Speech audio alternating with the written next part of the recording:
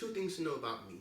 One, my blood type is A, because awkwardness runs through my veins. And two, I'm I struggle with fear. Um, two different types of fear. One is fear of failure. I think that really holds me back from trying new things, taking on challenges, doing things that are outside my comfort zone, um, simply because I fear not being successful in it, and I fear that people may view me as an incompetent individual because I don't know what I'm doing. I'm messing things up. I'm ruining things. I fear that there might be consequences, like I might end up losing money or losing time, losing energy, wasting some other type of resource that is valuable. Um, I may just be seen as someone who just can't be trusted or dependable anymore, just to keep messing up and not doing things right, and so on and so forth. And so I fear doing something and not being successful in it because it's not only a shot to my ego or to my pride or anything like that, but it's also just discouraging because it's like when you fail at something, it decreases the desire to do it, to try again. And the more you fail at it, the more that desire to do it or to try again is going to decrease. And I feel like that initial fear of failure holds me back from even trying in the first place. The second type of fear is fear of rejection. I'm a type of person that I can barely think for myself because I'm too concerned about what other people are thinking of me, what they say about me, how they view me. Do they like me? Do they not like me? Are they making fun of me? Are they rejecting me? Do they think I'm stupid? Do they think I'm cool? All these, like, how do people view me, and that viewpoint is just consumes my mind so much that it kind of holds me back from saying or doing certain things. I'm just like, well, how are they going to perceive it? How are they going to view it? How are they going to think about it? How are they going to like it? Are they going to reject me for it? Are they going to deny me for it? Are they going to mock me? Are they going to do X, Y, and Z? How are others going to react to what I say and what I do? And that fear of rejection, that desire to just be accepted and be liked by everyone, at times holds me back from doing or saying what I generally would like to do or say, especially with being a Christian. It's almost as if you have to like walk on eggshells because anything you do, anything that you say, can and will be used against you, whether it's positive or negative. Even doing this YouTube channel, I pretty much have a whole thing that's dedicated to God and the Bible and all that. And so I fear, what if people are gonna, disagree with me? How are they gonna react? Are they gonna reject me? Are they gonna mock me? Are they gonna make fun of me? How are they gonna perceive me and think about me, and so on and so forth?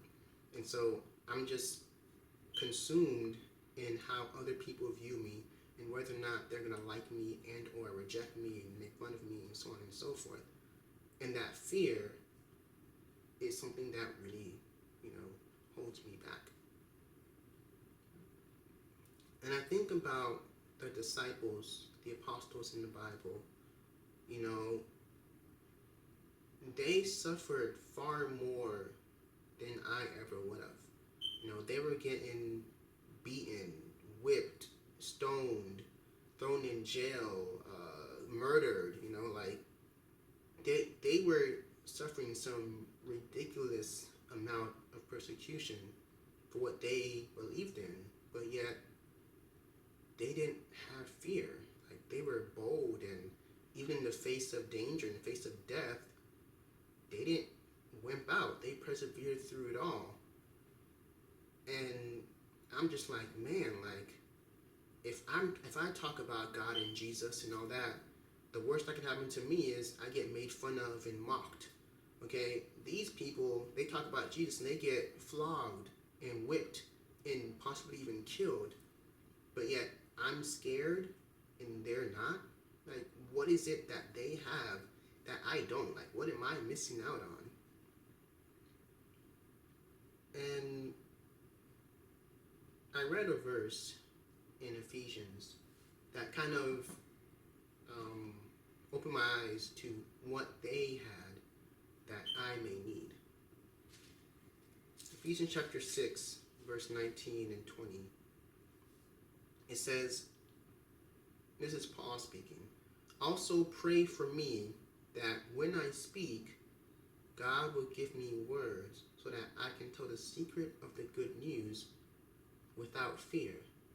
I've been sent to preach this good news, and I am doing that now here in prison. Pray that when I preach the good news, I will speak without fear as I should. Now, when you think about it, like, Paul is arguably seen as like probably one of the most boldest and fearless of the apostles. But yet, here he is praying that he would not have fear. You see, I had this mentality thinking that the disciples just kind of like these, outgoing type A, alpha male type of people that just were, willing to take on anything. But in reality, they weren't. They needed strength, they needed courage, they needed that boldness to come from somewhere else. It didn't come from within. And you look at Peter, he denied Christ 3 times because he was scared. So the 2 most prominent people of the first century church, Paul and Peter, they needed strength. They needed boldness. They needed that fearlessness to come from somewhere else. It didn't just come from within. And when you think about what 1 John says, in 1 John chapter 4, he says that perfect love casts out all fear. But in that same chapter, he also says that God is love.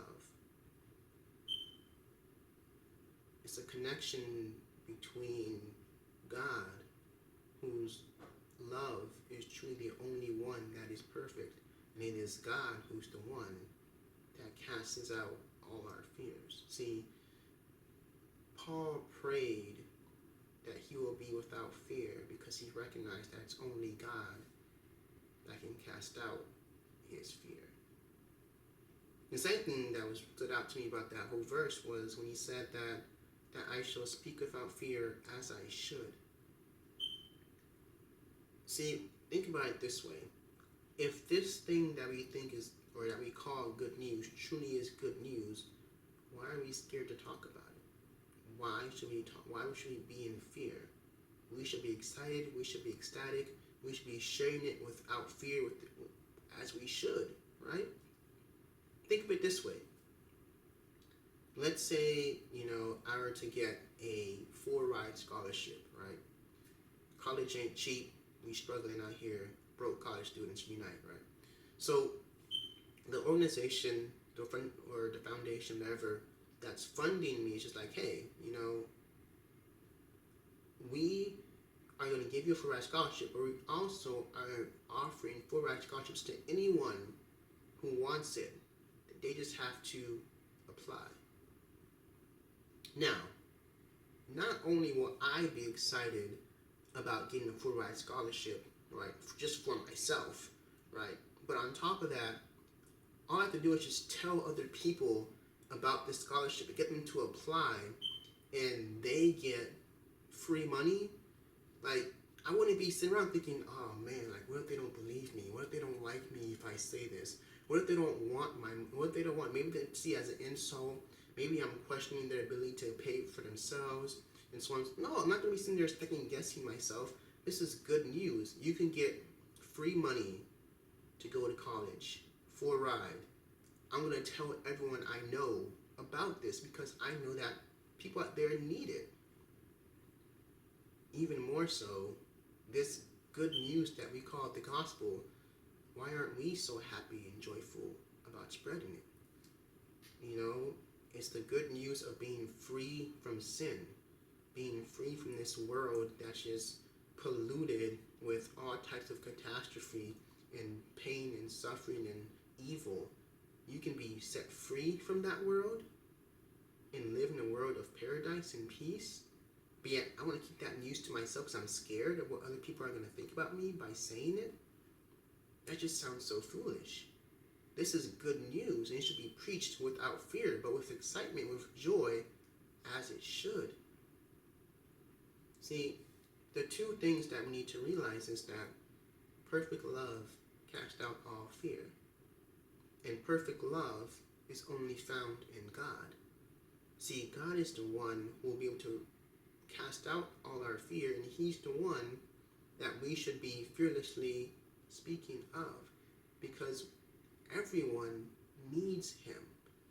Everyone in the world has struggled with sin, has suffered the results of sin, and everyone will benefit from being freed from it. And that's what God is offering. So why should I be fearful of saying that? What do I have to lose in the end? If God really is real, and everything that He says is true, then even if they do take my life, He can resurrect me and give me a new one. If they do mock me and reject me, who cares? I have a God who accepts me and loves me. What do I truly have to lose? Whether they accept the good news or not. But fear is something that doesn't just go away overnight. It keeps on coming back, day in and day out. And we have to remind ourselves daily that, look, I don't have to live in fear because I now live in love. God is love, and perfect love casts out all fear. And if I renew my connection with my loving God day by day, and I pray that He removes the fear and puts in me a heart of boldness and fearlessness, and most importantly, a heart of love, then I have nothing to fear. Think on these things.